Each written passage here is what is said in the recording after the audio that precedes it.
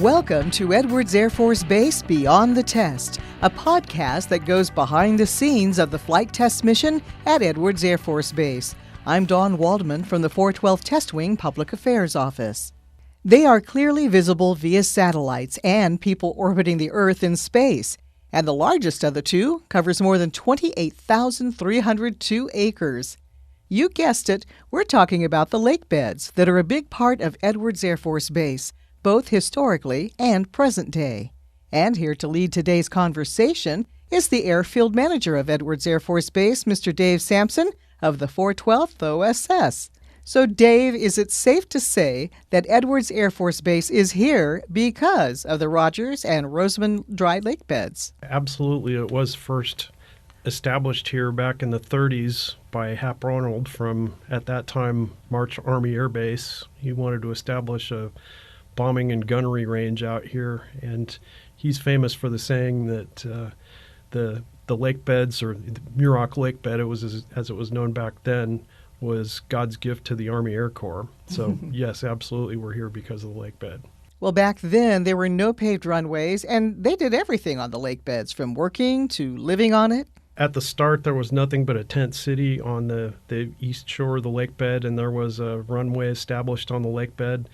I think it might have even been lighted because I've seen some little light fixtures actually on the east lake bed where this runway would have been, and there's also a tetrahedron wind direction indicator for the runway right there on the lakeshore. Well, speaking of the runways, Airfield Management has to conduct mandatory checks of each runway every day.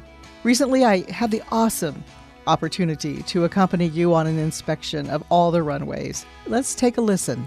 We're standing on the historic Rogers Lake Bed, which is a special access area, and while we're here for the purpose of conducting the daily inspections, I thought, Dave, we can have a little chat while we're out here and enjoy the nice panoramic view. Sure. Okay, so first of all, how many runways do we currently have at Edwards, and where are they located? Well, we're down to only 15 now. We've got 4 paved runways, North Base, Main Base, and South Base, and then the rest of them are on either Rogers Lake Bed or Rosamond Lake Bed. One is out on Rosamond, and then all the rest of them are on Rogers. Okay, now how many of those lake beds are concrete, and how many are lake bed? All the paved ones, Main Base, it's got one concrete and one asphalt runway. South Base is the old first paved in World War II concrete runway, and then North Base is kind of composite. It's concrete and asphalt.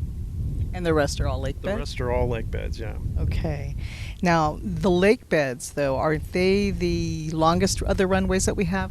Yes, the longest one we currently have is 29,000 feet, Lakebed Runway 1533. We used to have a longer one than that, 1735, that was 49,000 feet long. But that's been let go for a couple of decades now. Why do you let it go? The lakebeds really suffered from drought and also having the aquifer under the lakebed pumped out. So the South Lakebed, where most of 1735 used to lie, has really suffered a lot from the aquifer pumping.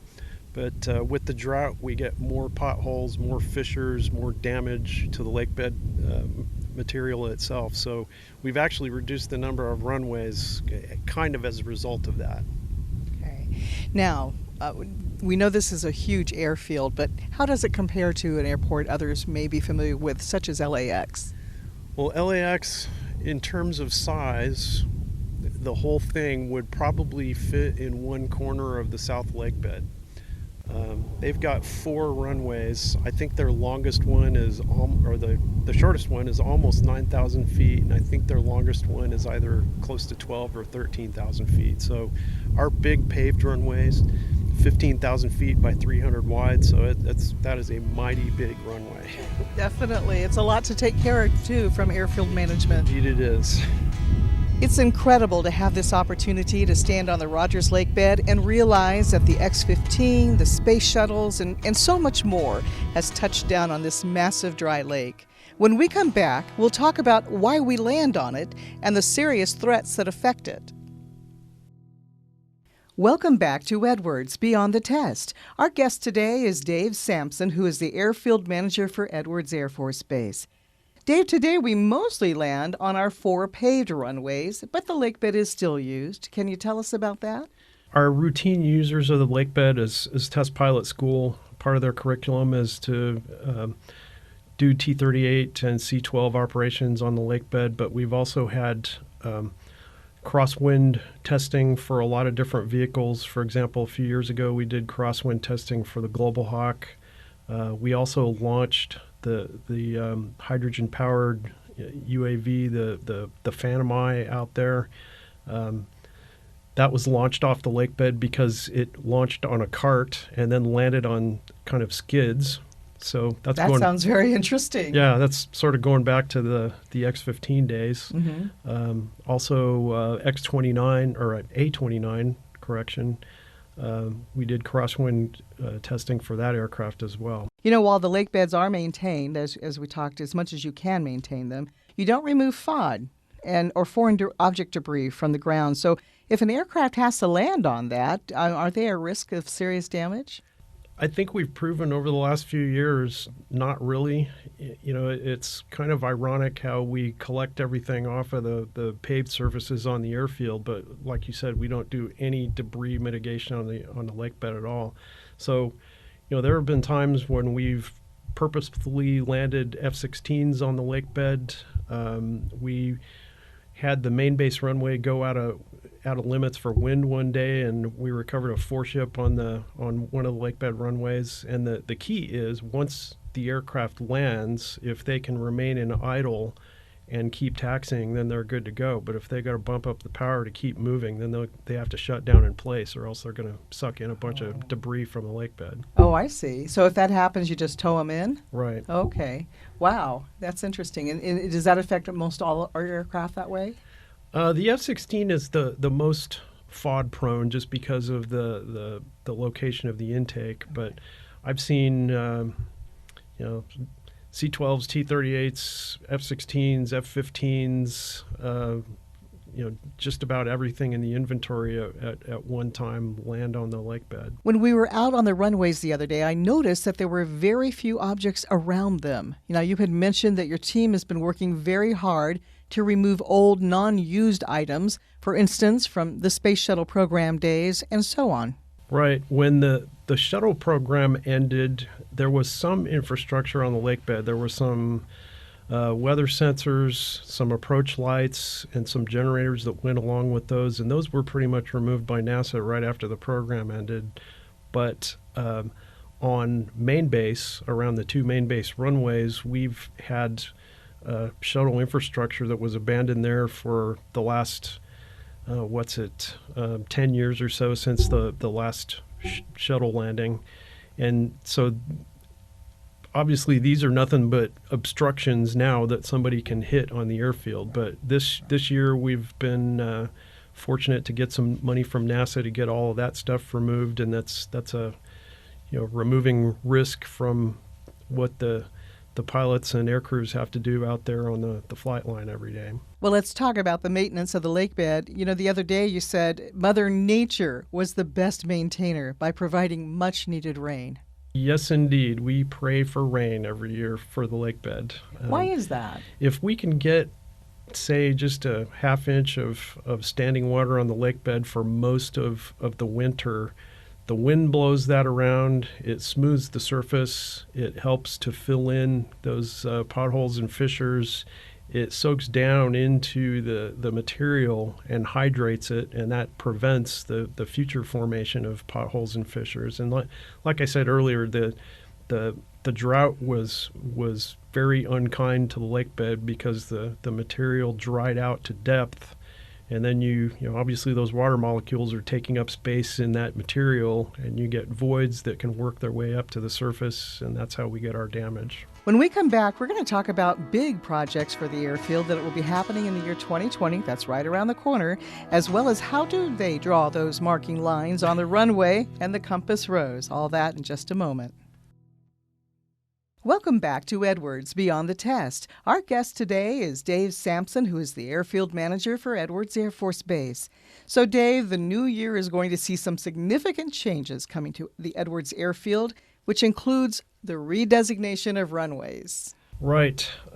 Actually, here at the beginning of December, we're going to be changing the main base and south base runway designations. So the two main base runways are going to go from 422 to 523. So that's a major change. It is huge. Those It's always runways- been 422. Yeah, back to the early to mid 1950s. And also the south base runway is going to change from 624 to 725. Okay, so for our non-flying listeners and those that don't understand why are we redesignating them?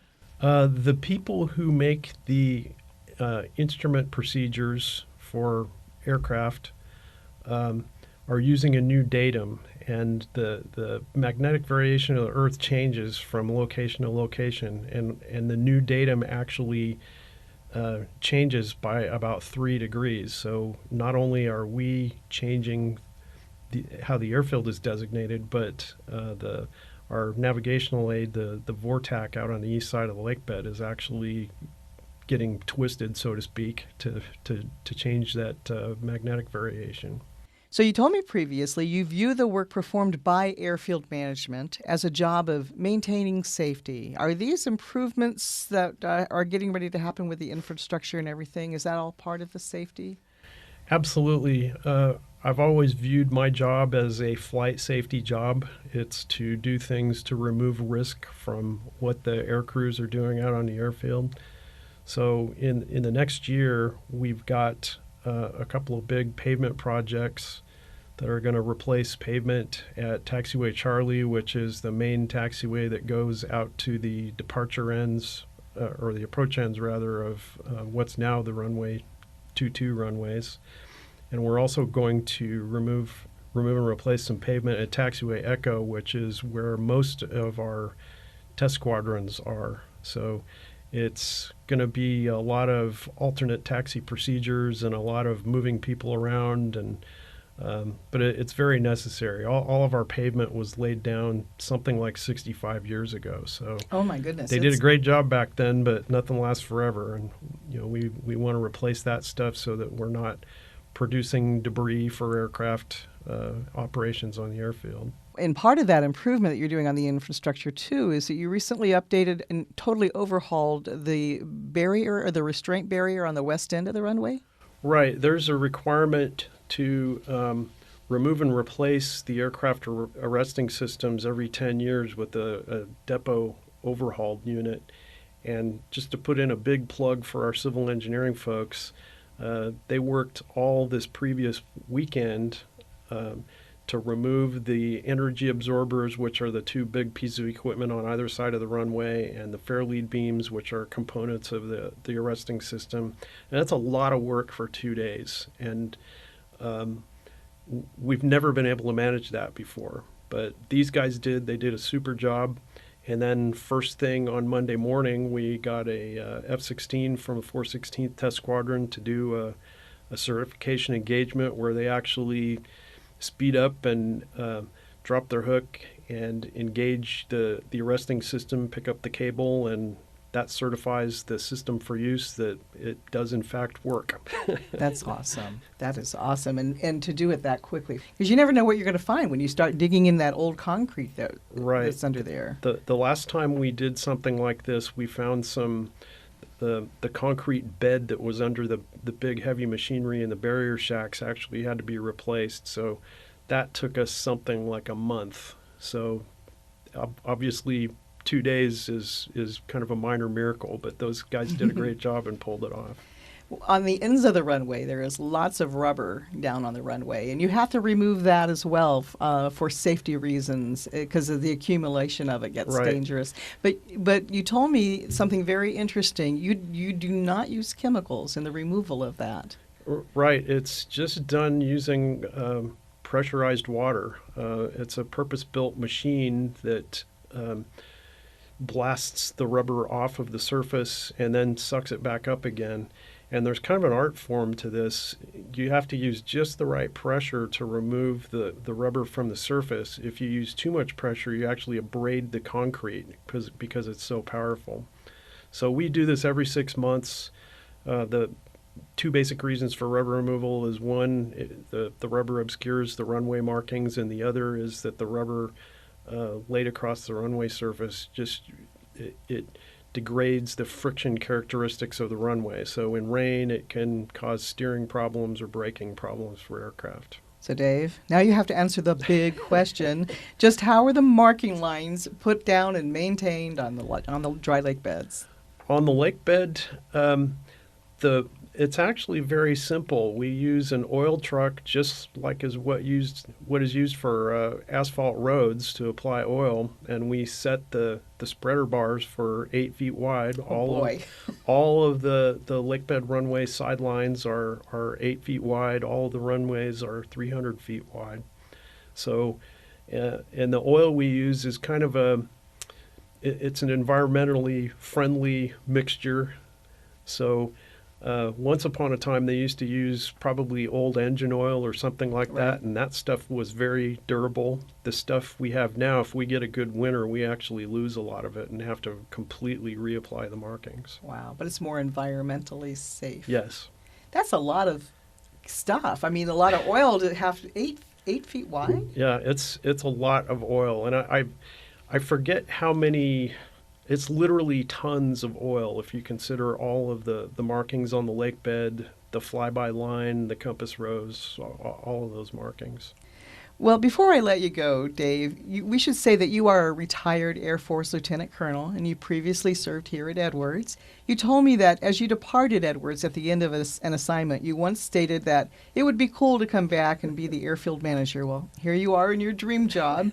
But Dave, tell us, what is it that excites you about working every day at the center of the aerospace testing universe?